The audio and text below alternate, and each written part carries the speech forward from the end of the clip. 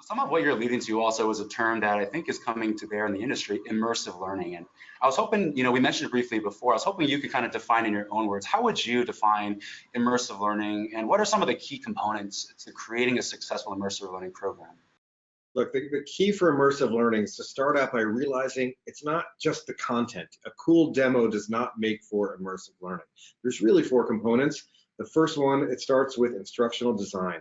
Let's take theories of learning. We know how the brain learns and we know how content can be engaging and produce learning transfer. Let's start there as you think about the content.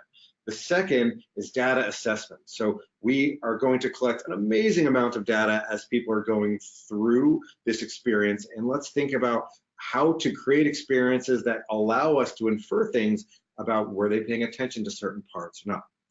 The third part, of course, is VR, which is let's use everything we know about VR and let's make sure that it should be in the goggles and it's going to maximize everything that makes the goggles special. And finally, the fourth thing is spatial design, which is it turns out that you can design a scene, but designing a scene for VR is very different and you want to use the entire 360 space. You want to leverage everything about body movements that makes VR different from watching a movie. And the take-home message here is if you're not doing all four of these, you may be doing VR, but you're not doing immersive learning.